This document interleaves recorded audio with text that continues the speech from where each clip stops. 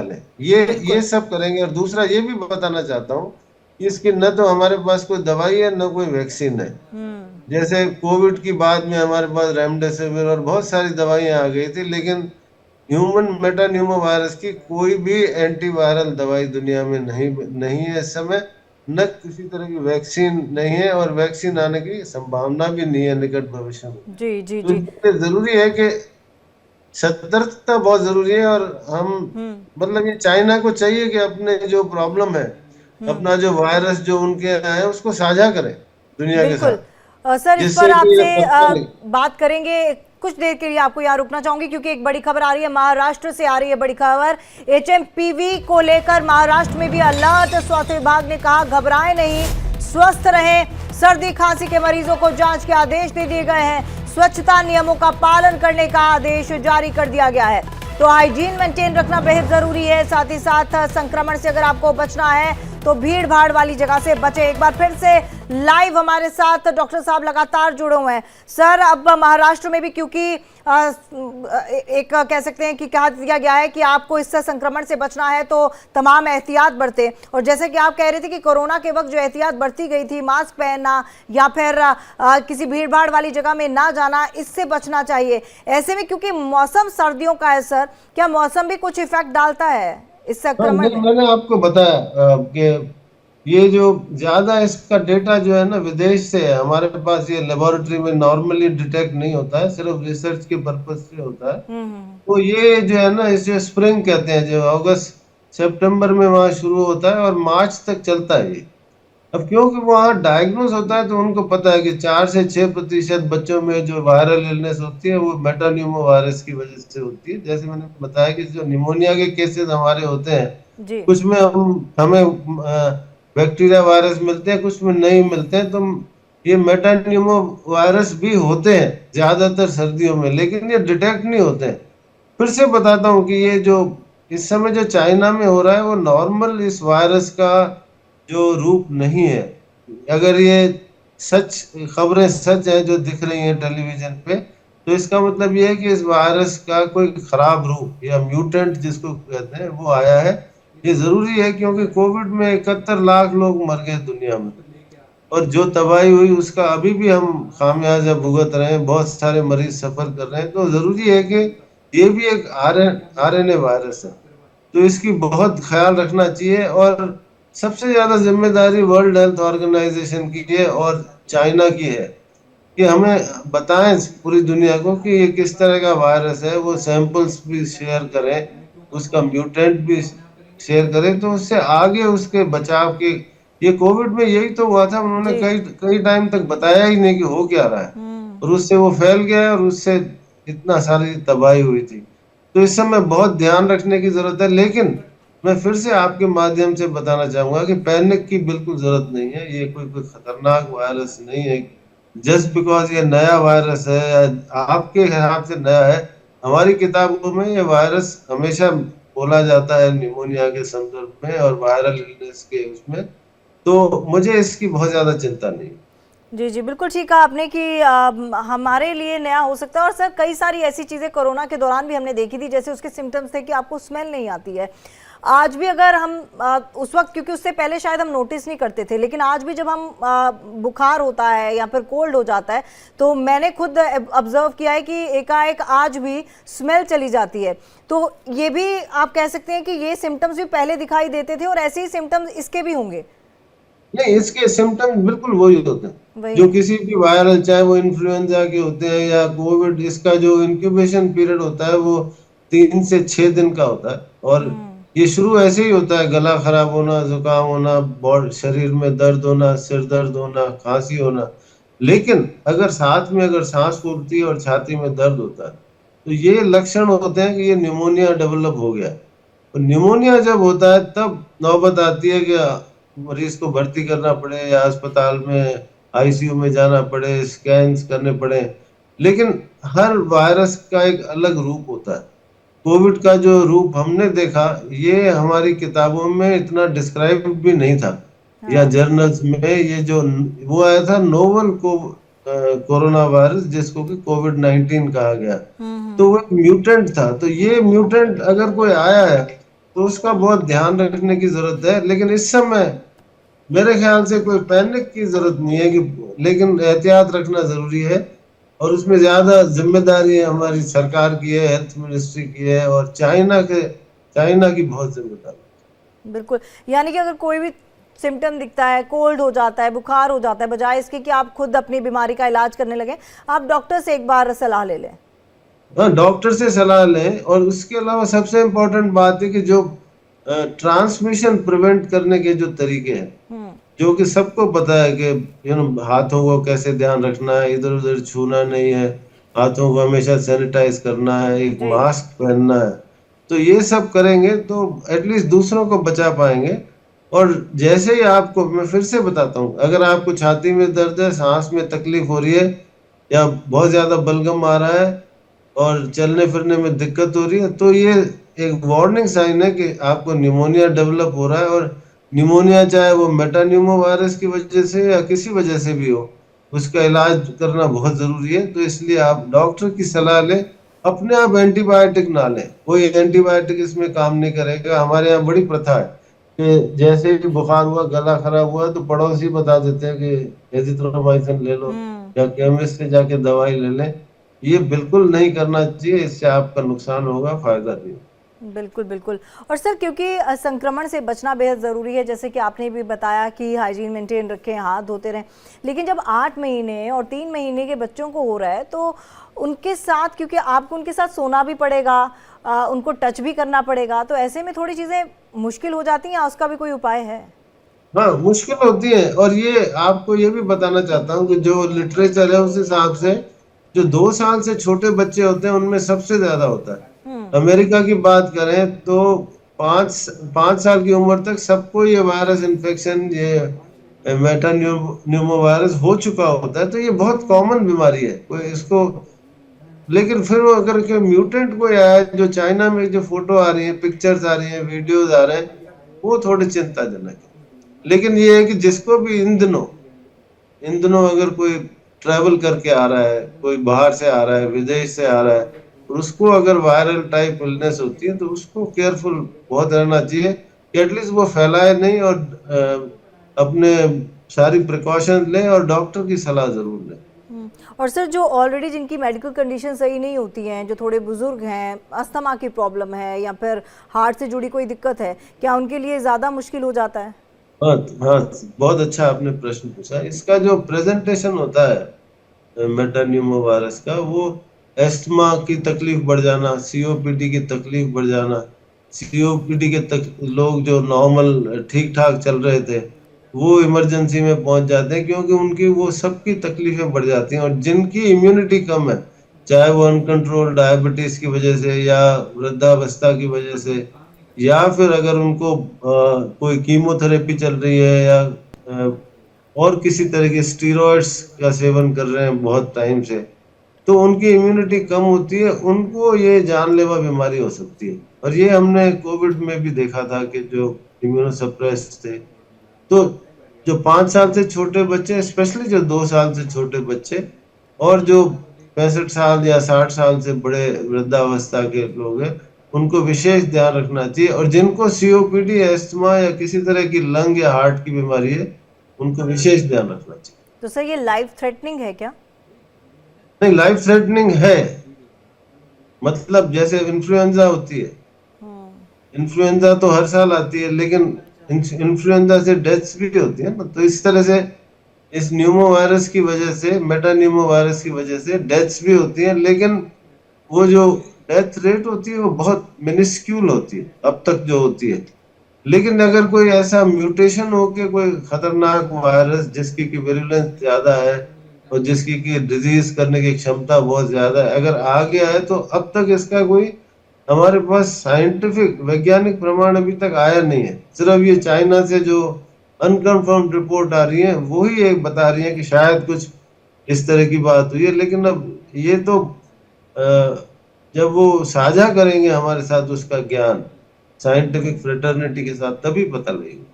बिल्कुल तभी पता चलेगा। और सर एक लेमैन के तौर पे आपसे पूछना चाहूँगी कि ये वायरस हो गया और खांसी जुकाम हो गया, जब हम टेस्ट कराते हैं जैसा कि आपने कहा कि ये डिटेक्ट नहीं होता है, तो फिर हम कैसे मान के चलेंगे कि ये सामान्य कोल्ड है या फिर ये वायरस हो चुका है? नहीं नहीं, ऐसा नहीं है कि डिटेक्ट नहीं होता है, इसका टेस्ट वही आरटीपीसीआर से होता है। अच्छा। पर आरटीपीसीआर क्या होता है? आरटीपीसीआर मेटान्यूमो वायरस का अलग होता है, आरटीपीसीआर इन्फ्लुएंजा का अलग होता है, और कोविड का अलग होता है।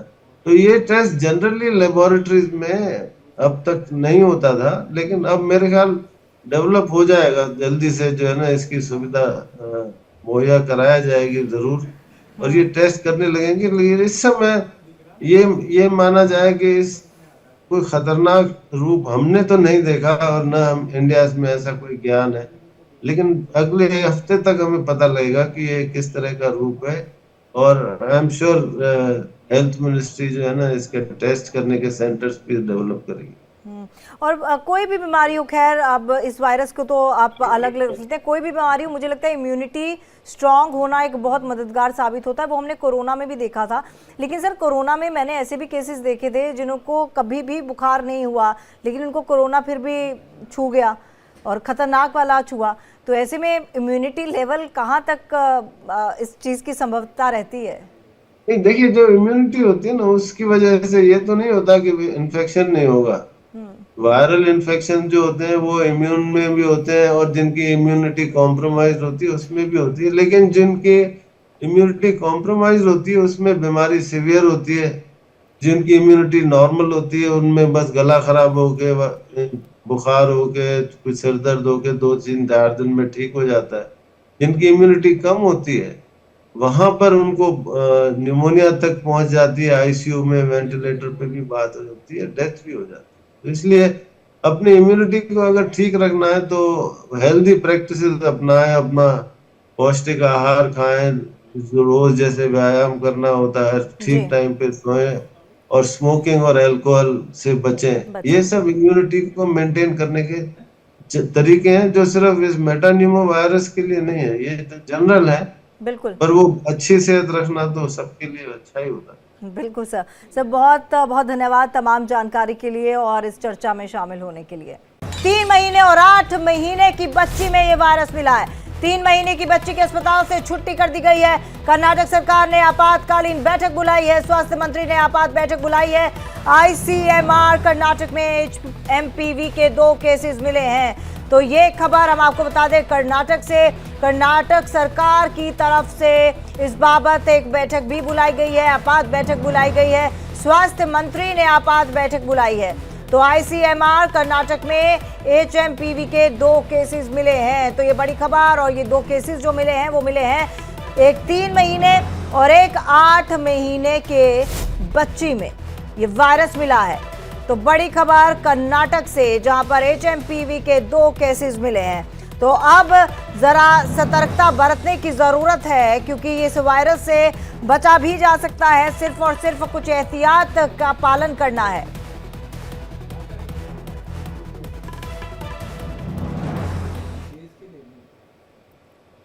और क्योंकि ये खबर अपने आप में बहुत बड़ी है और इस वायरस को लेकर तमाम जो चीज़ें हैं उसको समझना भी बेहद ज़रूरी है, और इसी समझ के चलते और इसी मुद्दे पर बातचीत के लिए, ज़्यादा डिटेल बातचीत के लिए हमारे साथ डॉक्टर जीसी खिलनानी, पूर्व head department of pulmonary AIIMS की तरफ से जुड़े हुए हैं। सर आपका बहुत बहुत स्वागत है इंडिया डेली पर।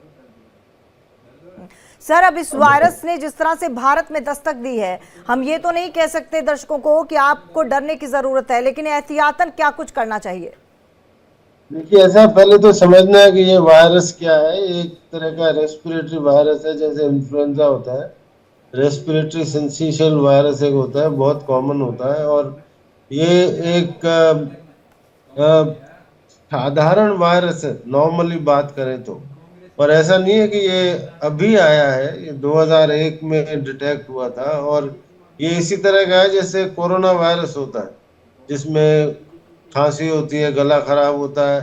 अक्सर ये जो 5 साल से छोटे बच्चे होते हैं और उसके अलावा जो एल्डरली लोग होते हैं, उनको छू के चला जाता है। मतलब 3-4-5 दिन की बीमारी होती है और फिर वो चला जाता है। लेकिन जो इनकी इम्यूनिटी कम होती है, वो लोग फिर आईसीयू में भी पहुंच सकते हैं और हॉस्पिटल में भी निमोनिया करके एडमिट हो जाते हैं। तो मैं आपको ये बताना चाहूंगा कि क्यों इसकी चिंता करनी चाहिए। हम्म। चिंता इसलिए करनी चाहिए कि ये आरएनए वायरस है। आरएनए वायरस जो है ना, म्यूटेशन के लिए नोटोरियस होता है। आप हमने कोविड में देखा था कि बहुत सारे म्यूटेंट्स आते थे, और वो जो नोवल कोविड वायरस था वो भी एक म्यूटेंट था। तो ये जो चाइना में जो तबाही दिख रही है, जो कि अनकंफर्म्ड रिपोर्ट आ रही है, वो एक चिंता का विषय है। क्योंकि अब आजकल दुनिया एक है, एयर ट्रेवल होता है, लोग चाइना आते हैं, चाइना से जाते हैं, हवाई जहाज में जाते हैं। तो अगर ये खतरनाक रूप इसका आया है, इसका मेटान्यूमो वायरस कहते हैं इसको, अगर इसका खतरनाक रूप आया है, तो जरूर जरूर है कि इसके लिए जो है ना सावधानी बरती जाए। जी। वैसे मैं बताना चाहूंगा आपके जरिए कि बिल्कुल घबराने की बात नहीं, क्योंकि ये जो वायरस है, ये ह्यूमन मेटान्यूमो वायरस जो है, ये नॉर्मली रहता है। ऐसा नहीं है कि आज ही आया है, ये वायरस हमेशा रहता है, सारी दुनिया में रहता है, अक्सर सर्दियों में होता है। और जो हॉस्पिटल एडमिशन्स की बात करें तो 10% निमोनिया के केसेस इस वजह से होते हैं, लेकिन डिटेक्ट नहीं होते। जी हम जी उसको जी। कहते हैं कि भाई वायरल हो गया।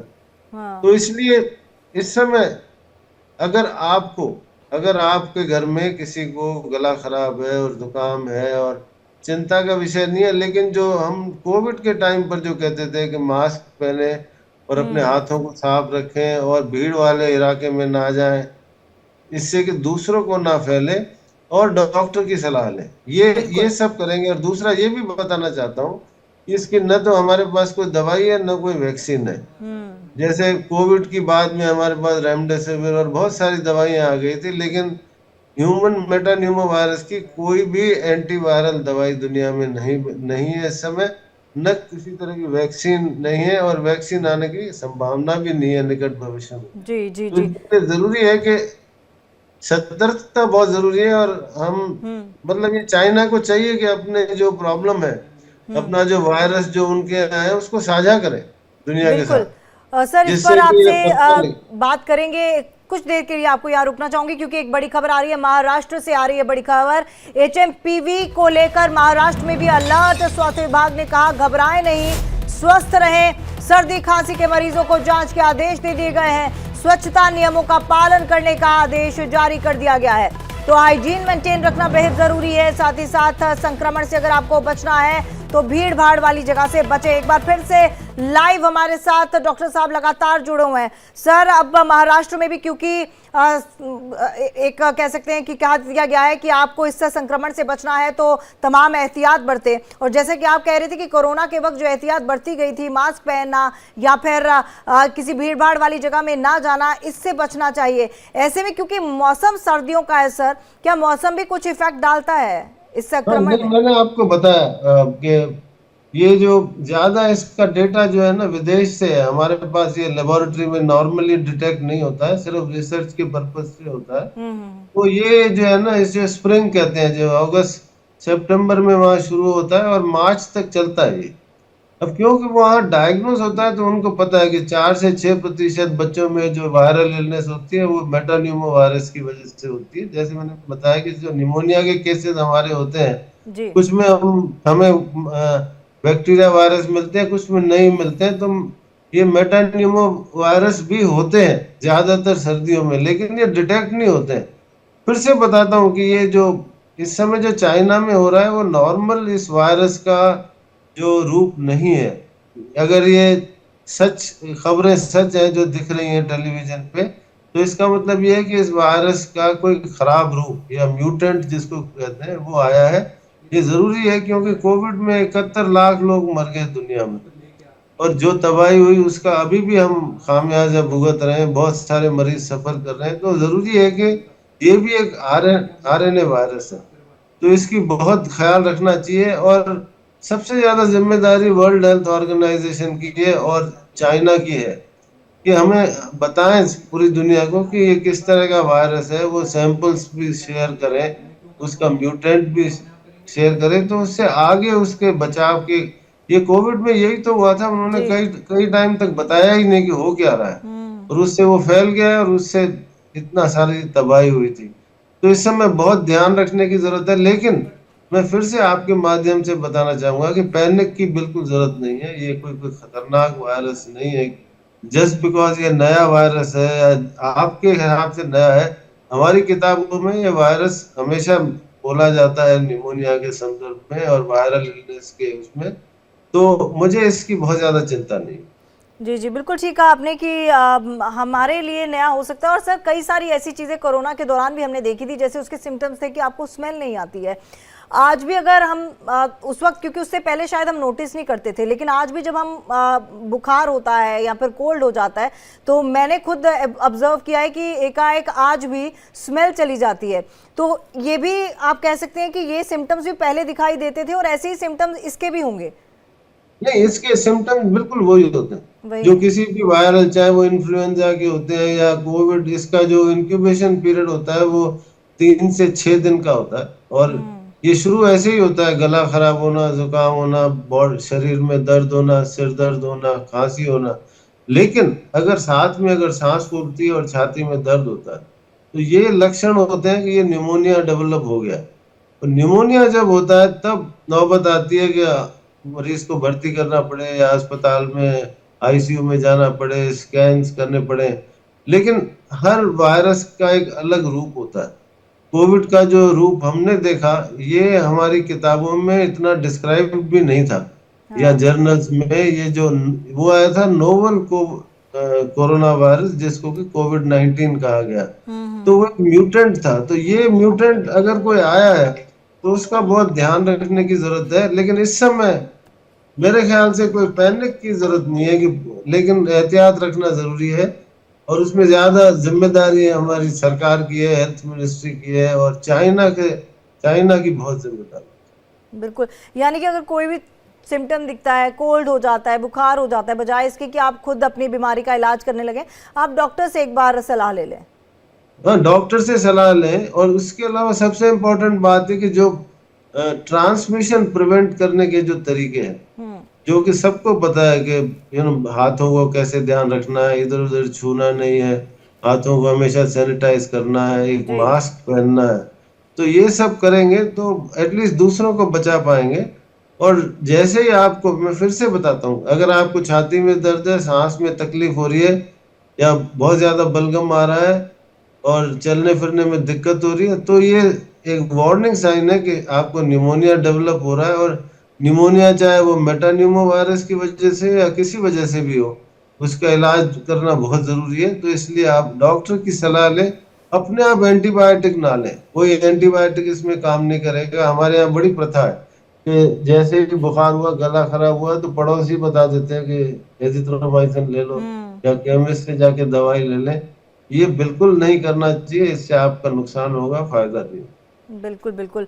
और सर क्योंकि संक्रमण से बचना बेहद ज़रूरी है, जैसे कि आपने भी बताया कि हाइजीन मेंटेन रखें, हाथ धोते रहें। लेकिन जब 8 महीने और 3 महीने के बच्चों को हो रहा है, तो उनके साथ, क्योंकि आपको उनके साथ सोना भी पड़ेगा, उनको टच भी करना पड़ेगा, तो ऐसे में थोड़ी चीज़ें मुश्किल हो जाती हैं, या उसका भी कोई उपाय है? हाँ, मुश्किल होती है। और ये आपको ये भी बताना चाहता हूँ कि जो लिटरेचर है उस हिसाब से जो 2 साल से छोटे बच्चे होते हैं उनमें सबसे ज्यादा होता हम्म। है। अमेरिका की बात करें तो 5 साल की उम्र तक सबको ये वायरस इन्फेक्शन, ये मेटान्यूमो वायरस हो चुका होता है। तो ये बहुत कॉमन बीमारी है, कोई इसको। लेकिन फिर वो अगर के म्यूटेंट कोई आया, जो चाइना में जो फोटो आ रही है, पिक्चर्स आ रही है, वीडियोज आ रहे हैं, वो थोड़ी चिंताजनक है। लेकिन ये है कि जिसको भी इन दिनों अगर कोई ट्रैवल करके आ रहा है, कोई बाहर से आ रहा है, विदेश से आ रहा है, और उसको अगर वायरल टाइप इलनेस होती है, तो उसको केयरफुल बहुत रहना चाहिए कि एटलीस्ट वो फैलाए नहीं। और अपने सारी प्रिकॉशन लें और डॉक्टर की सलाह जरूर लें। और सर जो ऑलरेडी जिनकी मेडिकल कंडीशन सही नहीं होती हैं, जो थोड़े बुजुर्ग हैं, अस्थमा की प्रॉब्लम है या फिर हार्ट से जुड़ी कोई दिक्कत है, क्या उनके लिए ज़्यादा मुश्किल हो जाता है? हाँ, हाँ, बहुत अच्छा आपने प्रश्न पूछा। इसका जो प्रेजेंटेशन होता है मेटान्यूमो वायरस का, वो एस्थमा की तकलीफ बढ़ जाना, सीओपीडी की तकलीफ बढ़ जाना, सीओपीडी के लोग जो नॉर्मल ठीक ठाक चल रहे थे, वो इमरजेंसी में पहुंच जाते हैं, क्योंकि उनकी वो सबकी तकलीफें बढ़ जाती हैं। और जिनकी इम्यूनिटी कम है, चाहे वो अनकंट्रोल डायबिटीज की वजह से या वृद्धावस्था की वजह से, या फिर अगर उनको कोई कीमोथेरेपी चल रही है या और किसी तरह के स्टीरॉइड्स का सेवन कर रहे हैं बहुत टाइम से, तो उनकी इम्यूनिटी कम होती है, उनको ये जानलेवा बीमारी हो सकती है। और ये हमने कोविड में भी देखा था कि जो इम्यूनोसप्रेस्ड थे, तो जो 5 साल से छोटे बच्चे, स्पेशली जो 2 साल से छोटे बच्चे, और जो 65 साल या 60 साल से बड़े वृद्धावस्था के लोग हैं, उनको विशेष ध्यान रखना चाहिए। और जिनको सीओपीडी, अस्थमा या किसी तरह की लंग या हार्ट की बीमारी है, उनको विशेष ध्यान रखना चाहिए। तो सर, ये लाइफ थ्रेटनिंग है क्या? नहीं, लाइफ थ्रेटनिंग है, मतलब जैसे इन्फ्लुएंजा होती है, इन्फ्लुएंजा तो हर साल आती है, लेकिन इन्फ्लुएंजा से डेथ्स भी होती है ना, तो इस तरह से इस न्यूमो वायरस की वजह से, मेटान्यूमो वायरस की वजह से डेथ्स भी होती है, लेकिन वो जो डेथ रेट होती है वो बहुत मिनिस्क्यूल होती है अब तक जो होती है। लेकिन अगर कोई ऐसा म्यूटेशन हो के कोई खतरनाक वायरस जिसकी की विरुलेंस ज्यादा है और जिसकी की डिजीज करने की क्षमता बहुत ज्यादा है, अगर आ गया है, तो अब तक इसका कोई हमारे पास साइंटिफिक वैज्ञानिक प्रमाण अभी तक आया नहीं है। सिर्फ ये चाइना से जो अनकंफर्म्ड रिपोर्ट आ रही है वही एक बता रही है कि शायद कुछ इस तरह की बात हुई है। लेकिन अब ये तो जब वो साझा करेंगे हमारे साथ उसका ज्ञान साइंटिफिक फ्रेटर्निटी के साथ, तभी पता लगेगा। बिल्कुल, तभी पता चलेगा। और सर, एक लेमैन के तौर पे आपसे पूछना चाहूँगी कि ये वायरस हो गया और खांसी जुकाम हो गया, जब हम टेस्ट कराते हैं, जैसा कि आपने कहा कि ये डिटेक्ट नहीं होता है, तो फिर हम कैसे मान के चलेंगे कि ये सामान्य कोल्ड है या फिर ये वायरस हो चुका है? नहीं नहीं, ऐसा नहीं है कि डिटेक्ट नहीं होता, इसका टेस्ट वही आरटीपीसीआर से होता है। अच्छा।